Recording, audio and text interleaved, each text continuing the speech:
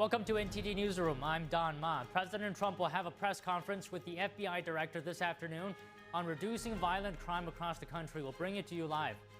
The Supreme Court today heard a second challenge to Louisiana's congressional district map. The case revisits what role race plays in drawing district lines. President Trump says a list will be released soon of Democrat-backed programs that will be cut. We discussed this with the guest panel. Treasury Secretary Scott Bessent optimistic that trade tensions with China can de-escalate. But he has a message of caution to U.S. allies amid China's economic coercion. Israel says one of the bodies returned by Hamas isn't a hostage, an unsettling discovery straining the fragile truce in the two-year war.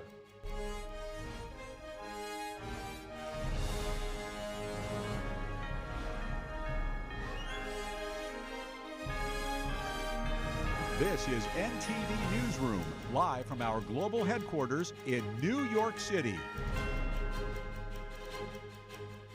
Good afternoon, and thank you for joining us. A vote in the Senate to fund the federal government failed again yesterday, with 49 votes in favor and 45 opposed, which needs 60 votes to pass. We are now on day 15 of the government shutdown. Republicans are emphasizing the sacrifice that service members are making, while Democrats are pointing to challenges to healthcare. Here's more from their leaders today. One segment of the population that truly deserves better treatment than the Democrats are giving them, and that is our military. Today, if it weren't for the bold leadership of President Trump helping us to protect our military, everyone needs to understand that 1.3 million active duty service members would be missing a paycheck. They'll get their check, thankfully, because President Trump has shown strong leadership. And under his direction, the Department of War has now redirected unspent funds to ensure that our troops are taken care of. And this is while Democrats are playing political games. Last night, they played some games. They stormed my office. Donald Trump promised to love and cherish Medicaid. Instead, Republicans enacted the largest cut to Medicaid in American history. That's unacceptable.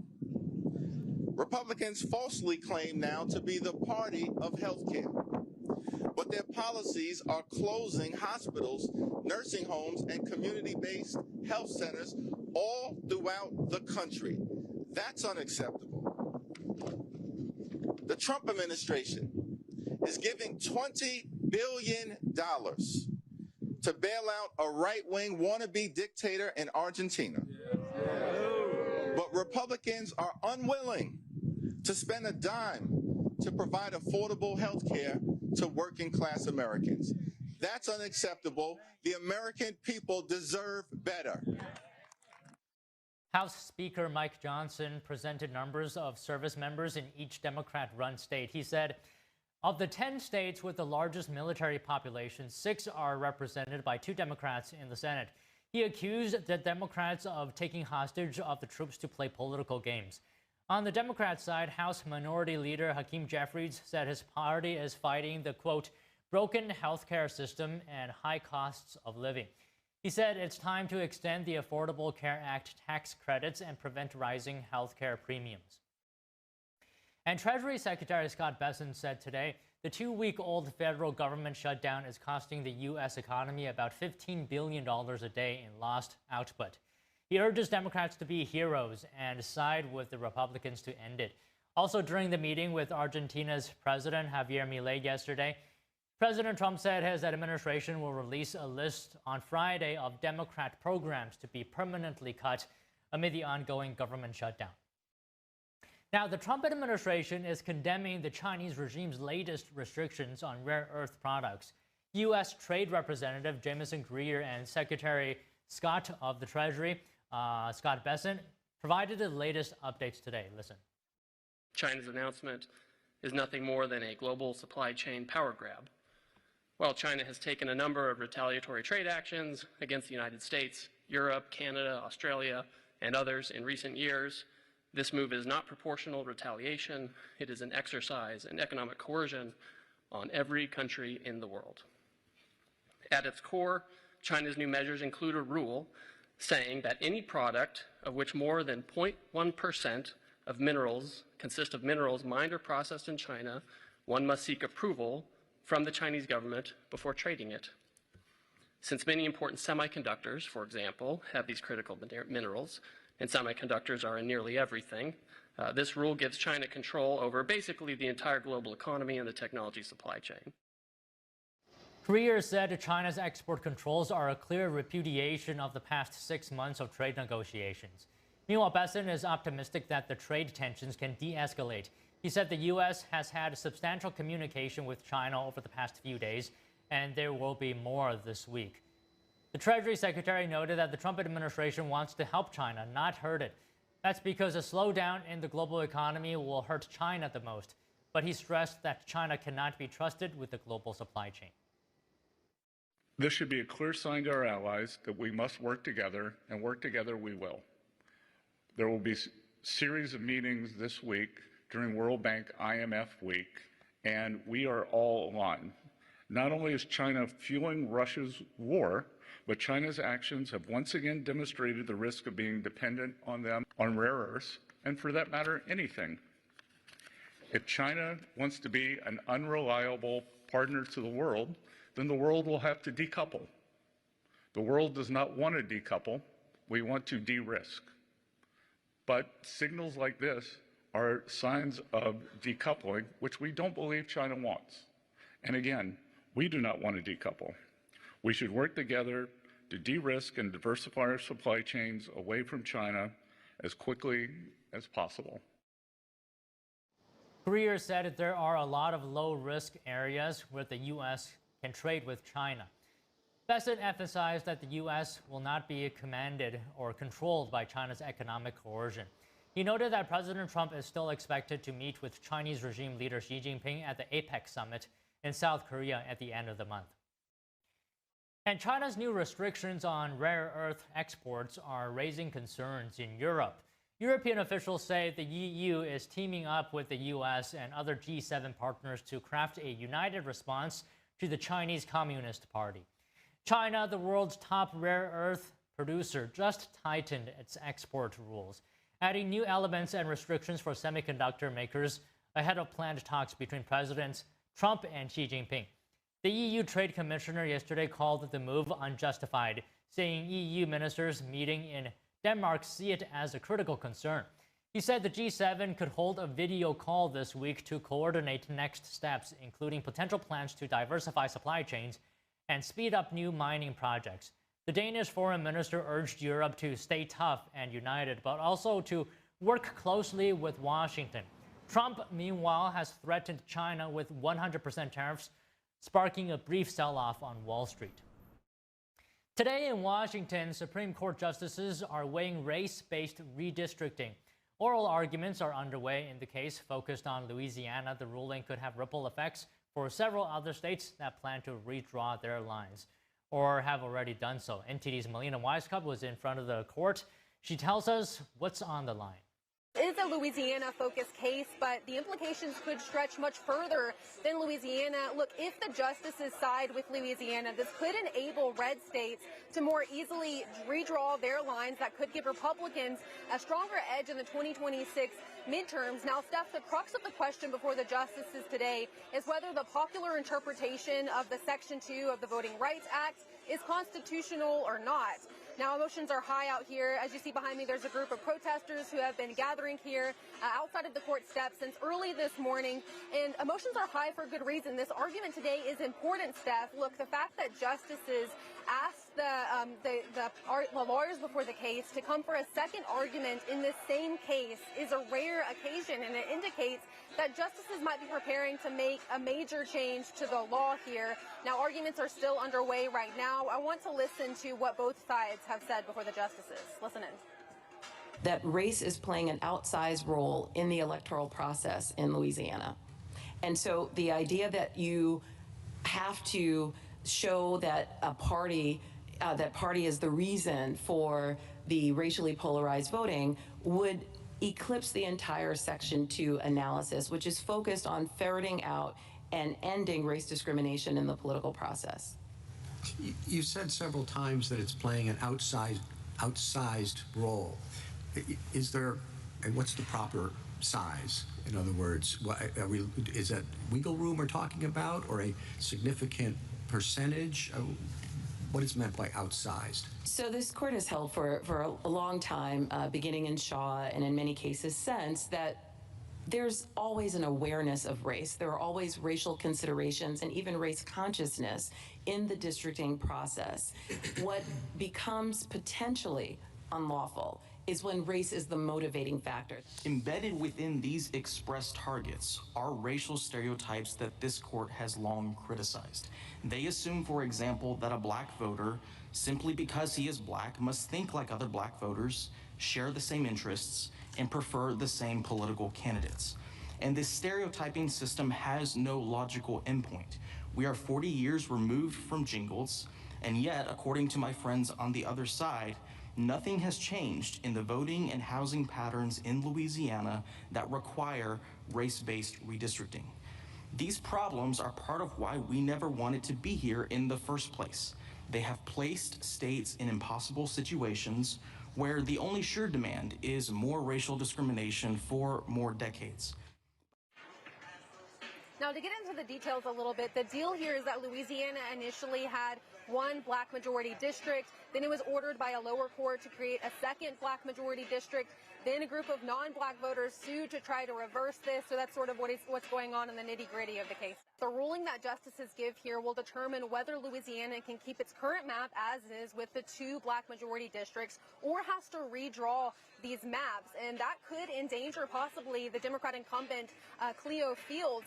But of course, we know there are more than 20 other black majority districts across the nation that could also be impacted by this case. And we know that, of course, Republicans have a very slim majority in Congress. So any of these changes could lead to Republicans holding on to their majority and even expanding it come 2026. Now, court experts have suggested and predicted that what justices may do here is to rule that race-based redistricting is unconstitutional, but just limit the scope of the order so that the decision's effect will have a limited scope there.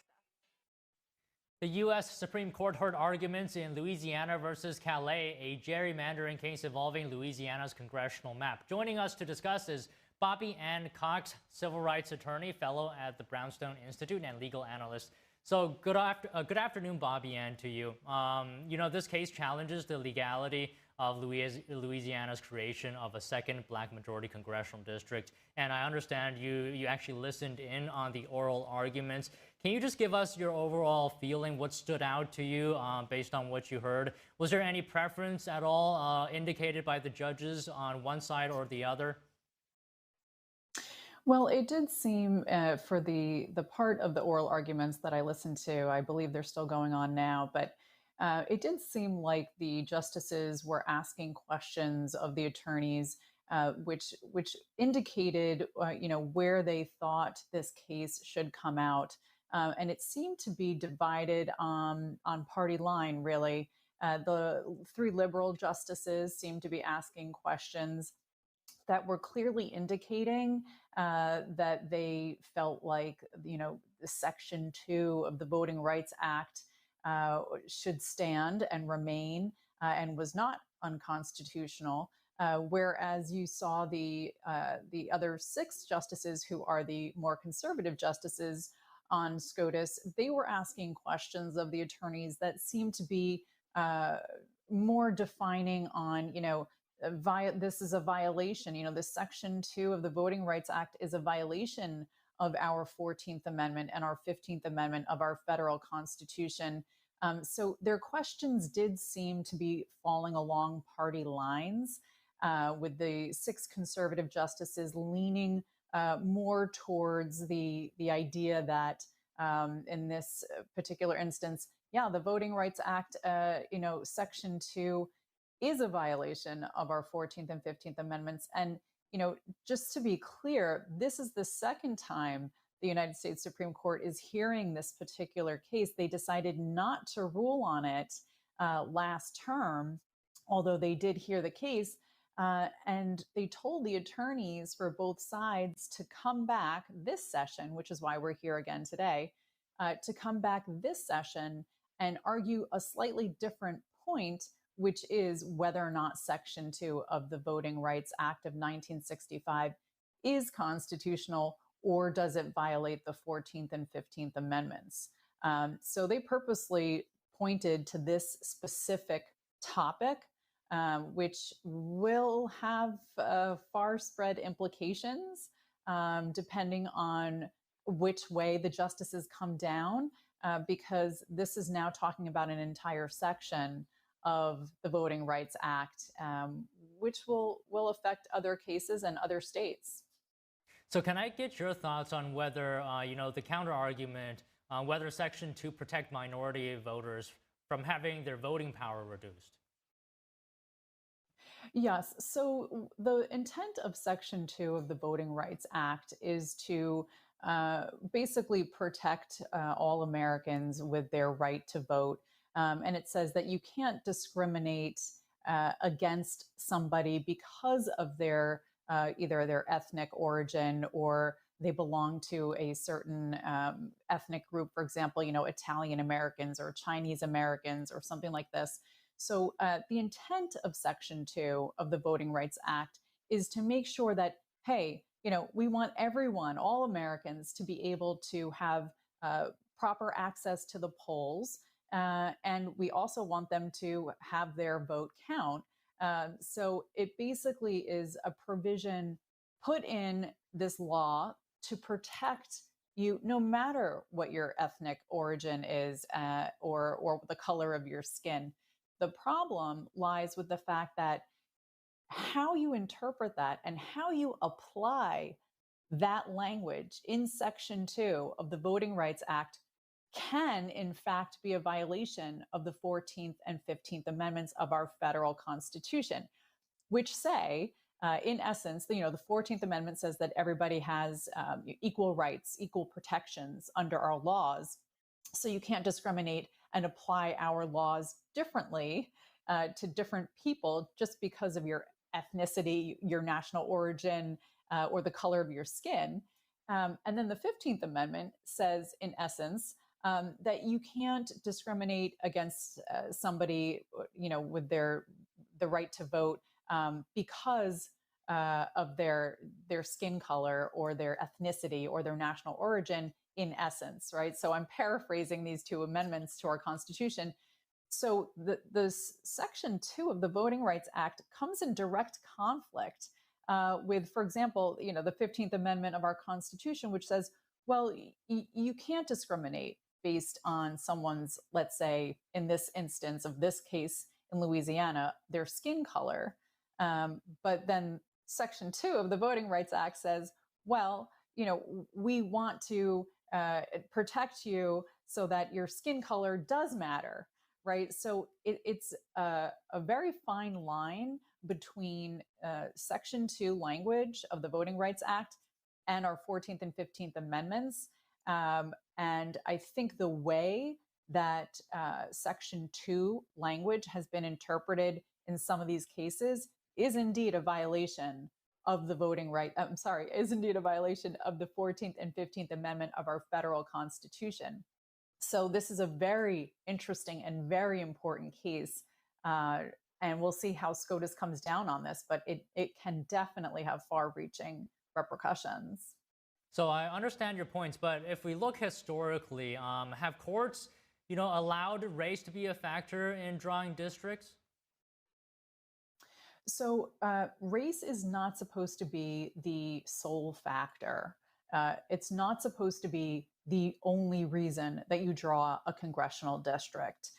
It can be taken into account, is what the law says, but it's not supposed to be the only thing that is looked at when you draw a congressional district, because that would indeed, undoubtedly, be a violation of our Constitution.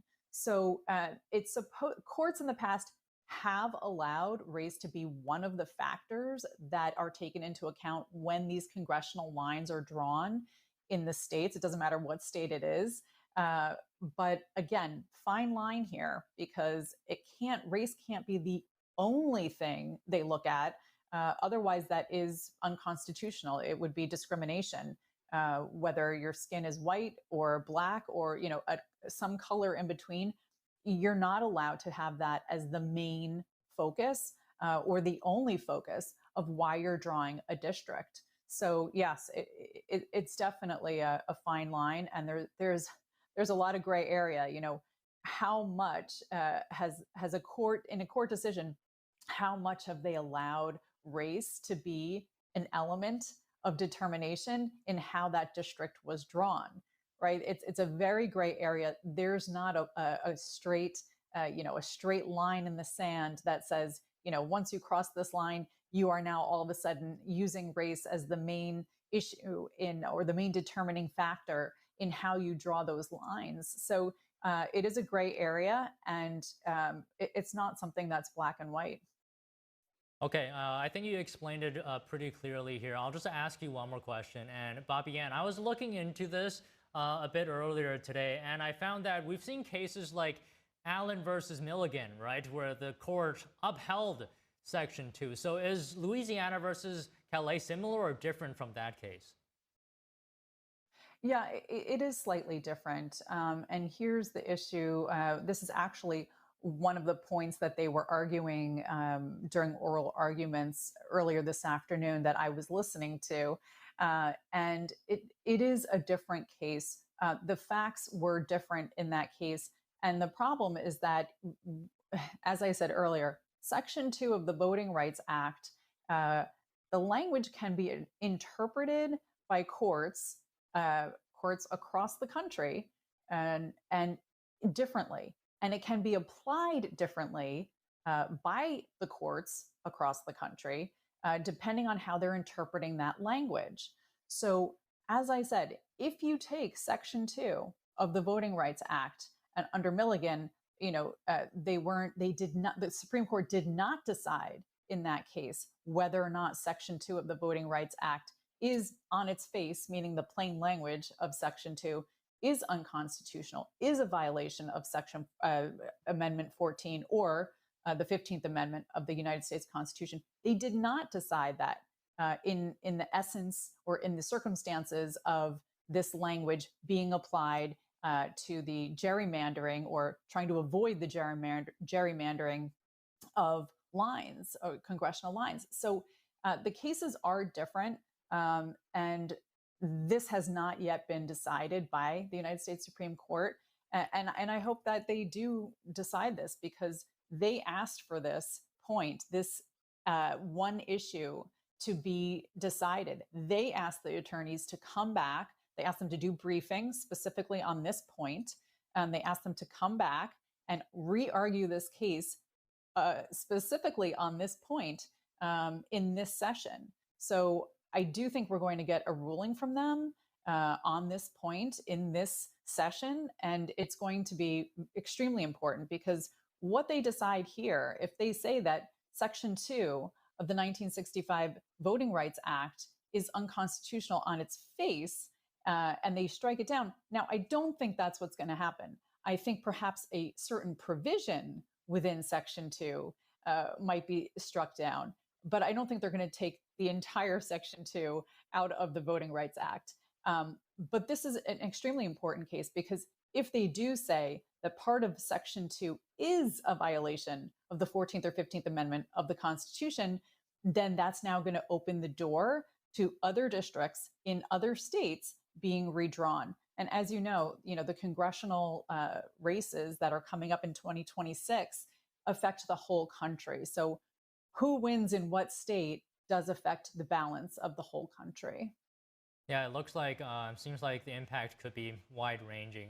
It's always great to talk to you, and we'll be following this, Bobby Ann, sorry. We'll be following this very closely, and pleasure to speak with you today. Thank you.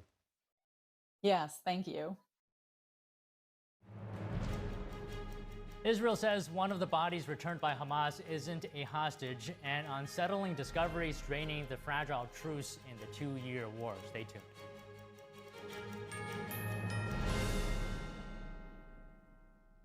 Discover the ancient secret to vitality and longevity with Puretang Black Ginseng. Crafted from premium 6-year-old Korean ginseng, each root is carefully nurtured for over 2,260 days, undergoing a traditional 9-round handcrafted process of steaming and drying to unlock full potency and absorption. Experience pure, natural energy with Puretang Black Ginseng. Order now at puretang.com. What if kids in America didn't have to go to bed hungry tonight? What if our moms, dads, and grandparents could put healthy food on the table every day to help us grow strong? What if all of our friends and neighbors had fresh food too, and there was no hunger at all in America? And what if there was a way today for you to help? Call now or go online to helpfeedingamerica.org and give $19 a month, just 63 cents a day. So many of us don't have enough food to eat, but your monthly gift means families across the country and in your community can fill plates with food. Kids can get healthy meals year-round, even when school is out, and our neighbors can have fresh food. Food that moms, dads, entire families need to thrive. But right now, more people are facing hunger. Feeding America works from coast to coast with partner food banks, food pantries, and meal programs. It takes all of us to make that happen. Will you help too? Please call the number on your screen or go online to helpfeedingamerica.org and give just $19 a month, and we'll send you this free canvas grocery bag. It's our way of saying thank you for helping to end hunger for our neighbors. Because no kid, no mom or dad, nobody should go hungry in America. Nobody. So what if today was the day you could help nourish futures for our friends, our families, for all of us? Ending hunger is possible. What if we end it together? Call or give online today at helpfeedingamerica.org and your gift can be doubled. Thank you. Did you know Mathis Home has been giving their customers the best styles and value for 65 years? Come celebrate with 65th anniversary savings on everything in the store. This set is a great deal. You get the modern trestle table with 4 comfy side chairs, the complete set for just $8.89. With over 100 dining sets in stock, you're sure to find the one just right for your family and get free delivery. Get your new dining room now with 65th anniversary savings at your furniture superstore, Mathis Home.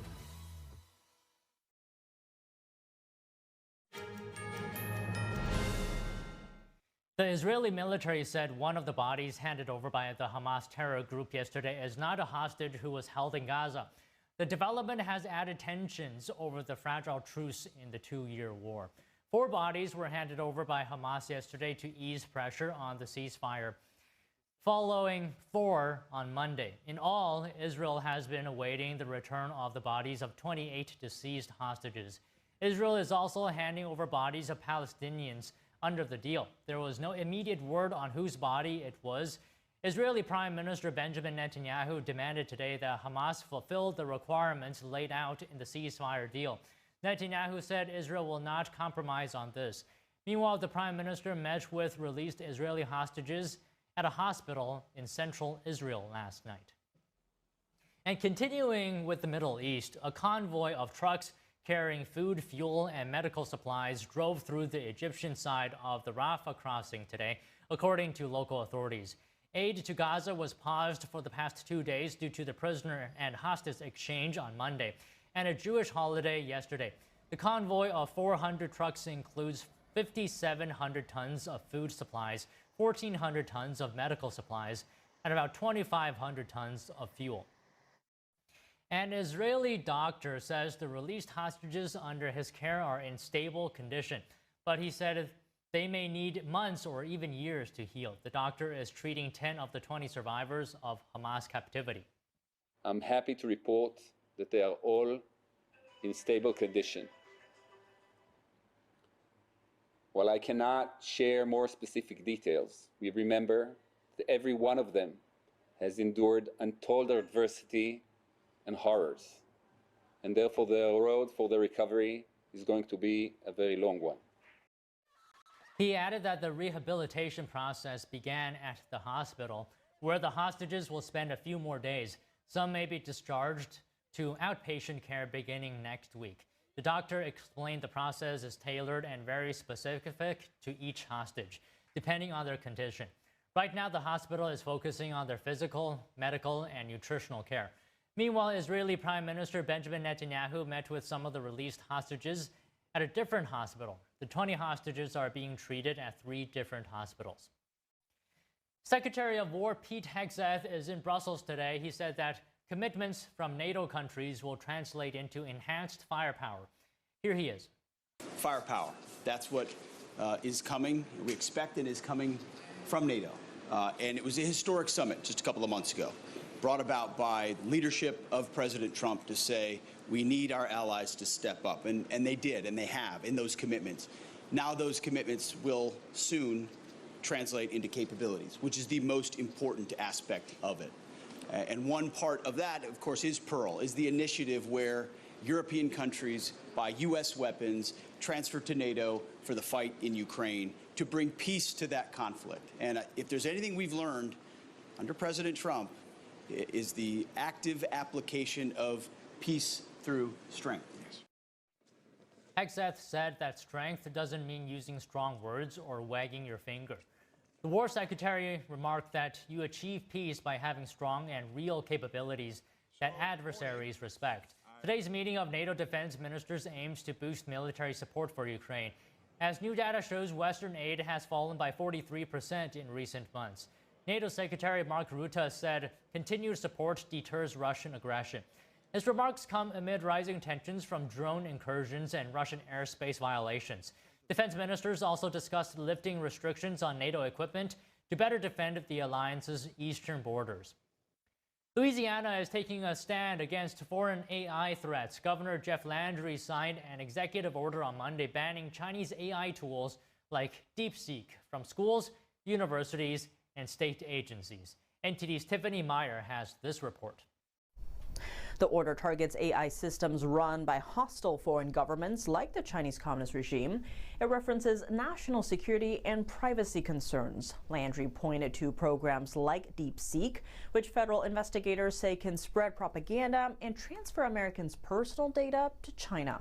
The governor said the move is about putting Louisiana and the U.S. first by protecting students, state agencies, and sensitive data from potential spying.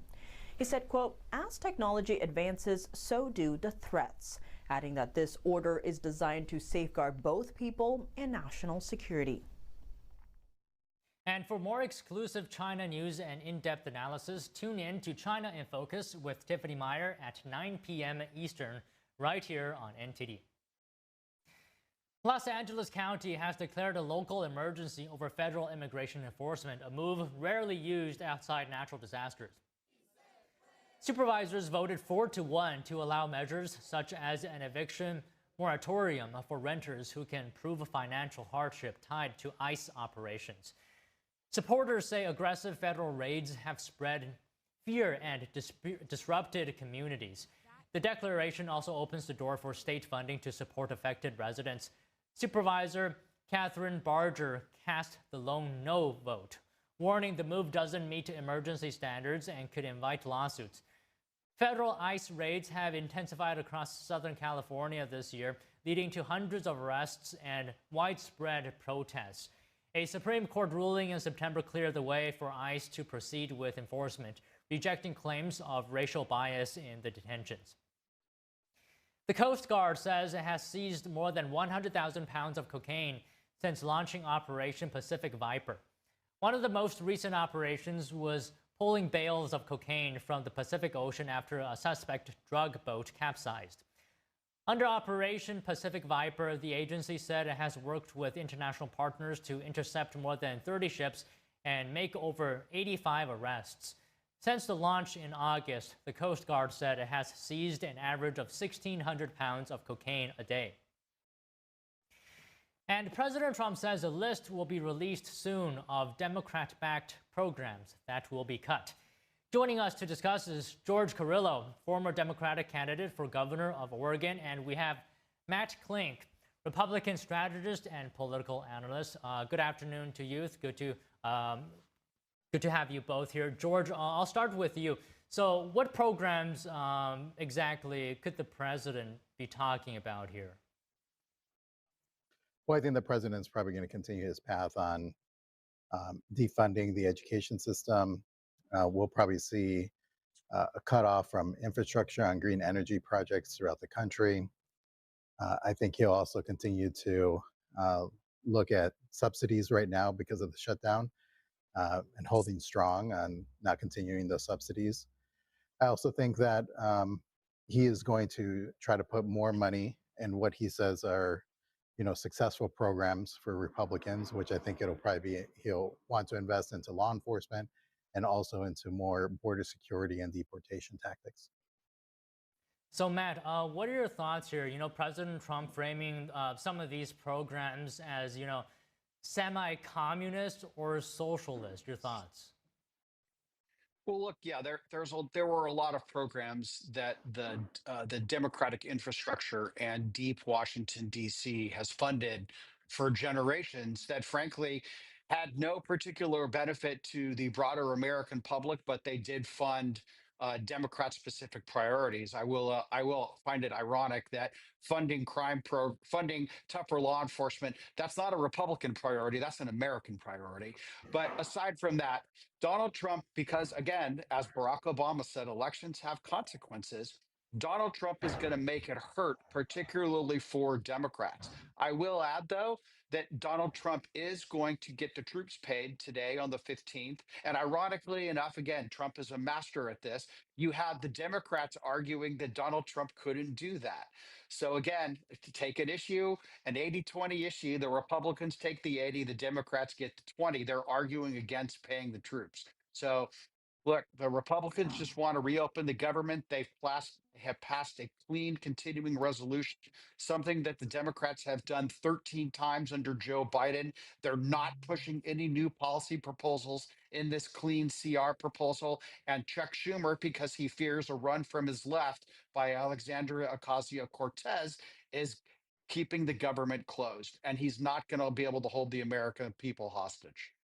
So George, can I get a response to what you heard Matt said? And how do you feel about the framing of President Trump for these programs as semi-communist or socialist? So I think it's humorous because one is the fact that Republicans have control of the White House and Congress, both the House and the Senate. We are the minority, and we're standing strong right now in order to be able to protect healthcare for millions of people. And Republicans, their backup is against the wall right now with this government shutdown. They're going to have to own it.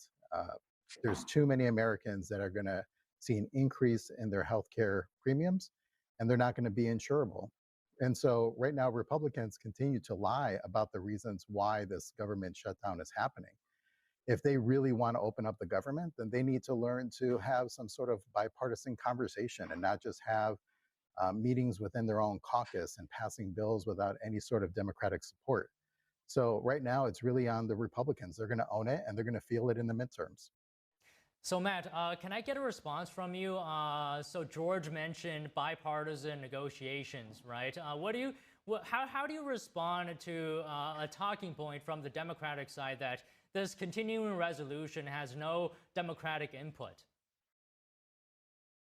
Well, actually, first of all, it does have Democratic votes. It got Democratic votes in the United States Senate. And as Democratic talking point in Georgia, because of the Senate rules that require 60 votes, we need 8 Senate Democrats to vote affirmatively. We have 4 right now. So eventually, as the pressure builds on the Schumer shutdown, ultimately, the Democrats are going to come back to the table with their tail between their legs, and they'll reopen the government. All the Republicans are saying is, let's open the government, and then we can have as many conversations on health care. I really am looking forward to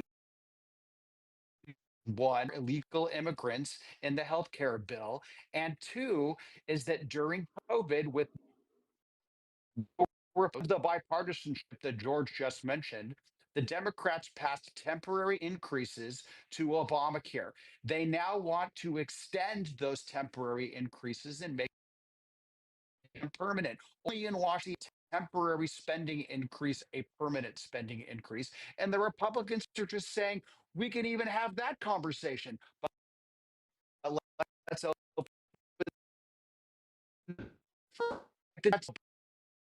All right, Matt, you were actually breaking up a little bit just now, so I'll go to George here. Okay.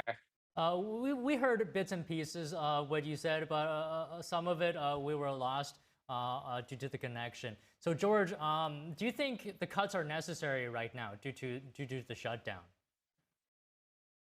So I think what needs to happen is Republicans need to show some good faith here. Every time we try to negotiate when we don't have any control, they go back on their word. They push bills that are not good for the American people. And right now with Democrats, they're saying no, they're drawing a line in the sand, and they're saying we're not going to see millions of Americans lose their healthcare coverage. And right now it is on the House and the Senate to reconvene, find a way to be able to negotiate and figure out right now, how can we provide a temporary solution before we can have the longer conversation of these subsidies, of how we can create a policy that is not going to devastate Americans throughout this country. And understand that it is a domino effect. When you affect people's accessibility to healthcare, that hurts the US economy. It hurts consumer spending. So we really need to be able to take a look at this and say, okay, let's open up the government, let's find some common ground, let's get a bill that is passable. But right now, with the way Republicans are behaving, they're not willing to have conversations. They're putting lawmakers on recess while there's still workers right now, like TSA and air traffic controllers. They're expected to show up and they're not getting paid, but yet our lawmakers are, and yet they're not in session.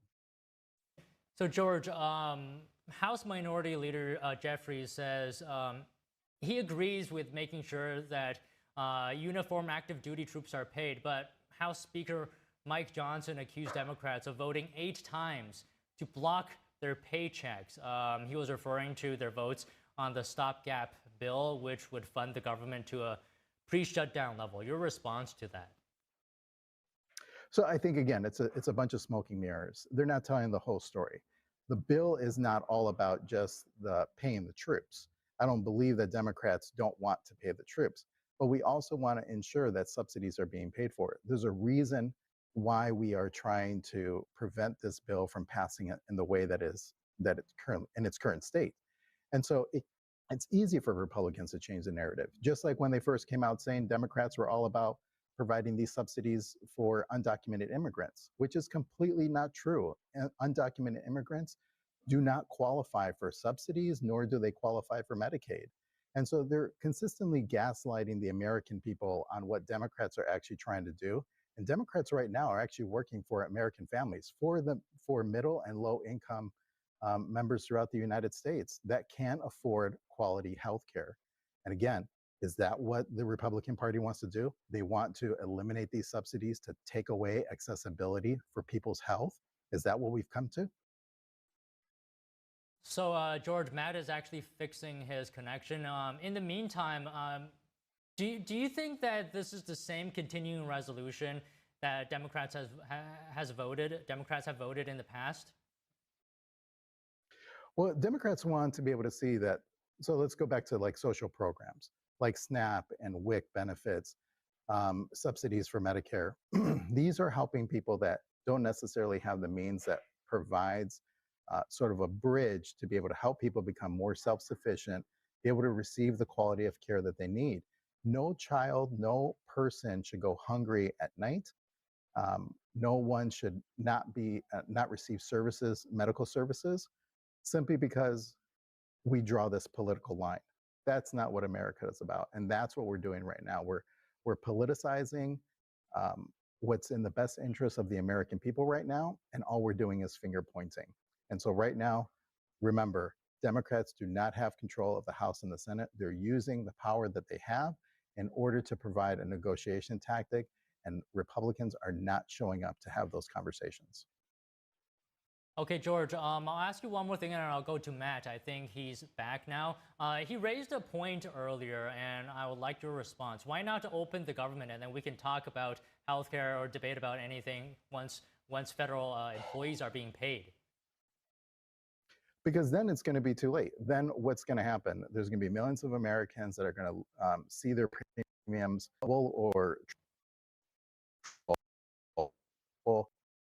not getting this that they need. We're going to see loss of life because of that, because of those choices.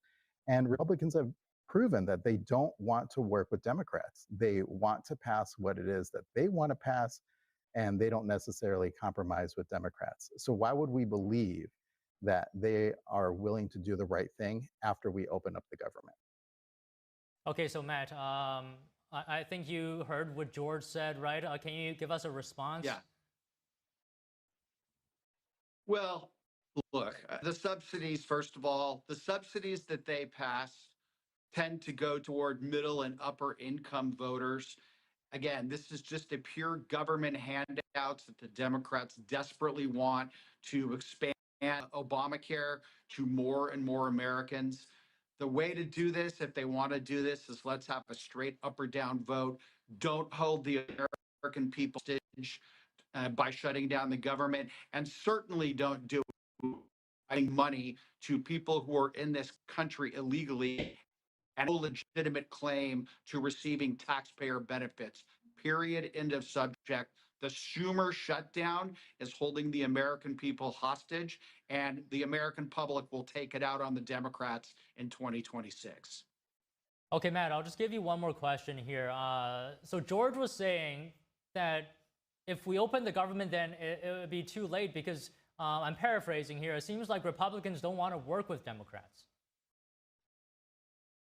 Well, that's a good Democratic talking point, and it's ironic given that the massive spending that occurred when Joe Biden was in office was a strict party line vote. Now, look, we have bipartisan support here. There are 4 Democratic senators who voted for a clean continuing resolution. And George just doesn't want to acknowledge. He would rather let the most radical progressive left in the Democratic Party hold this country hostage. And look, the Republicans aren't going to believe it. The voting public is not going to believe it. And it's going to help the Republicans in 2026 because they will see how extreme the Democrats are. They would rather fund health care for people who are here illegally, not pay our armed forces, cut crime, funding, all because they want to fund their radical groups like Antifa. This is straight out of the Democratic progressive playbook, and the American public sees through it. Okay, we just have about maybe 30 seconds here. George, if you have any final thoughts you'd like to share, and then we can leave the conversation there. Sure. It's not about being radical. It's not about a left-leaning agenda. It's about American taxpayers. It's about subsidies for Medicare. And the lies, the continuation of undocumented immigrants, again, they don't qualify. This is not about undocumented immigrants. This is about low to middle income families. These subsidies will help them to be able to have accessibility. And so all of this rhetoric, this is about the health and safety of the American people. And that's what it comes down to. All right, I think we can leave the conversation there. I'm sure more can be said, but thank you both for coming on today. Thanks a million. It's now a good time to invest in gold. With gold prices at a record high, NTD Sean Marshall spoke with some gold dealers in Manhattan's Diamond District about how business is going. We have that story and more after this break.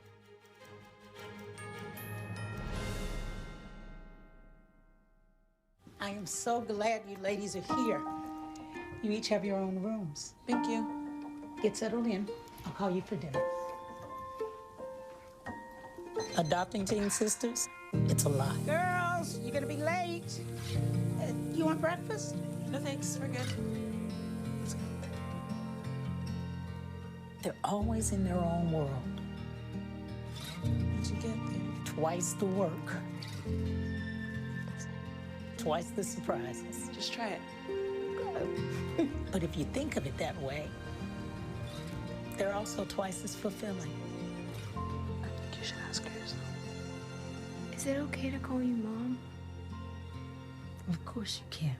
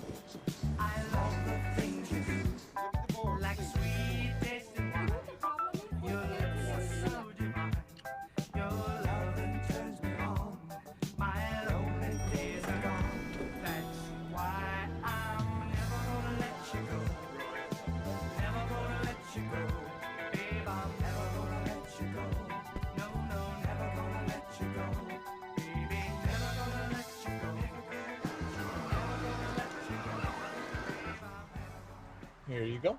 Thank you. Thank you.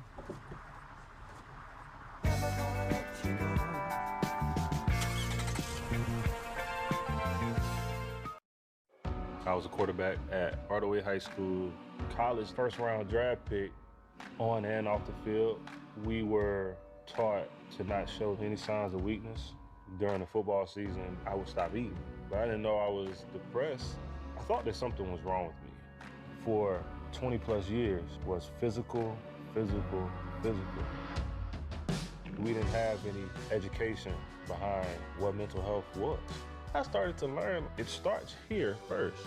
If this is together, I'll be better as a father, as a man, and as a husband.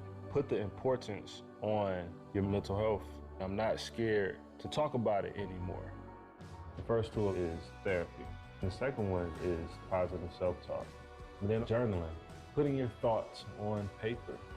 We have to redefine what being a strong man is and heal, love your mind.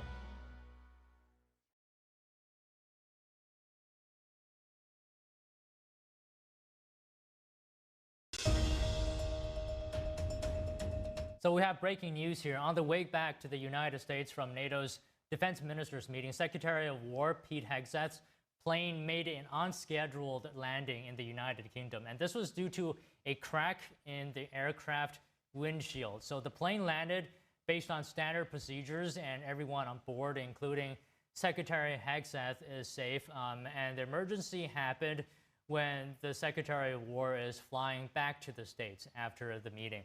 And the Air Force C-32 carrying Secretary Pete Hegseth was over the Atlantic, and it dropped to about 10,000 feet and now reversed course to the UK. Okay, moving on. A nuclear initiative that aims to provide energy resilience for the U.S.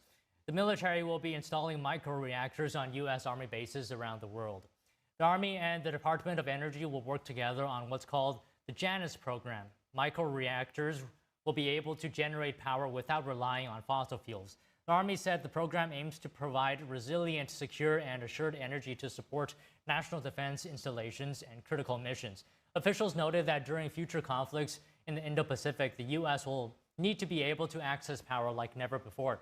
The microreactors on Army bases will be commercially owned and operated. Authorities expect the first reactor developed at the Idaho National Laboratory to go critical by next July. Stellantis is making its biggest U.S. investment ever, $13 billion to expand domestic manufacturing over the next 4 years. The automaker says the move will boost U.S. vehicle production by 50% and create more than 5,000 jobs across Illinois, Ohio, Michigan, and Indiana. Stellantis will launch new vehicles, including the next-generation Dodge Durango in Detroit and an all-new mid-size truck in Toledo, Ohio. The automaker also plans to reopen its Belvidere assembly plant in Illinois, adding 3,300 jobs and producing Jeep Cherokee and Compass models. The company will refresh 19 products across its U.S. plants through 2029. The expansion comes as Stellantis works to offset billions in tariffs on Canadian and Mexican production implemented under the Trump administration to boost domestic production. Everything is bigger in Texas, including Meta's new data center. The facility can scale to a 1 gigawatt site, which is enough energy to power a city the size of San Francisco for a day. This will make it one of the largest planned data center campuses in the U.S. Meta Platforms announced that it would invest $1.5 billion for the data center in El Paso. This is Meta's third facility of its kind in the state and the 29th in the world. That the social media giant is expanding its infrastructure to support AI workloads. Meta expects the new data center to come online in 2028. Once operational, the new facility is projected to create about 100 jobs. Gold surged above $4,000 an ounce for the first time ever on October 8th. Department stores like Tiffany's have to consider raising their jewelry prices for customers. And the Diamond District in New York City is bustling with people looking to sell and buy gold to hedge their bets against inflation of the dollar. NTD's Sean Marshall has more on the story. Mentions of renewed tariff threats against China helped to push gold up to a new record high with an average around $4,200. But what effects does the rising worth of gold have on department stores and dealers of the precious metal? It's always good to invest in gold. You have to buy right and buy it from the right person. And, it's a commodity, basically, In Manhattan's Diamond District, people work on the streets to bring in possible customers to the many jewelry stores in the area. At 55 West, 47th Street, and Manhattan, New York, you can find a hidden gem of sorts. Inside, diamond specialist and gold dealer Albert Chasm has a near endless amount of people coming and going all day, looking for deals on gold, diamond, and watches. A lot of people are more cautious now to spend. So I do see a lot of people now more selling their older jewelry, trying to cash out while the gold is high, all-time high. Is now a good time to buy gold? While I was there, a jewelry whale named Jimmy from Lambertsville had just bought an entire jewelry booth and was looking to buy Albert's entire stock. Somebody just came here and offered to buy my whole showcase. And to be honest with you, I didn't have a number, number one. I didn't have a number on top of my head. Number two, I'm not even interested in selling.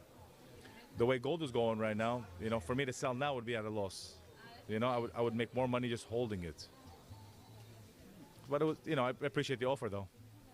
He would have to write a big fat check.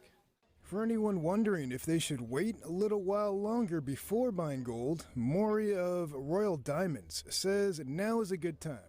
When you buy gold, you have the upper hand. Like if you as an individual invest $100,000 back in year 2001, buy now without doing anything, no broker, no experience, no nothing, just to invest $100,000 in gold.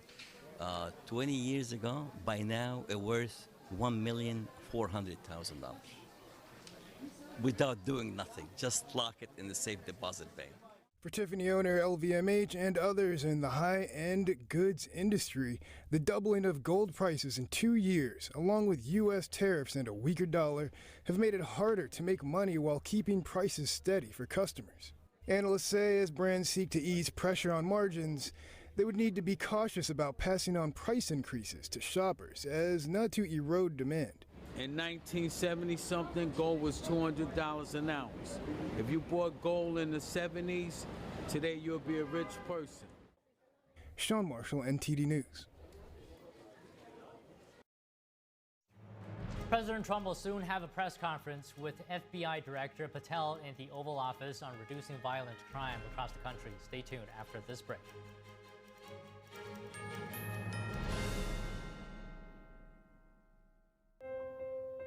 Food. It fuels our bodies, nourishes our spirits, and brings us together. Because we all need nutritious food to thrive. Food gives me energy and it also helps me focus. But not everyone knows where their next meal is coming from. And 1 in 7 people in America face hunger. It's tougher than ever for too many of us. But the simple truth is, ending hunger is possible, and it starts with you. Call or go online to helpfeedingamerica.org and give $19 a month, just 63 cents a day, to help families in your community facing hunger. Feeding America works from coast to coast with partner food banks, food pantries, and meal programs. Your monthly gift delivers food where it's needed most, puts fresh food on the table, and helps kids have healthy meals all year round, even when school is out. You can see the difference with the kids when they're full. Food is everything. Please call the number on your screen or go online to helpfeedingamerica.org. Give $19 a month. Your first gift can double an impact.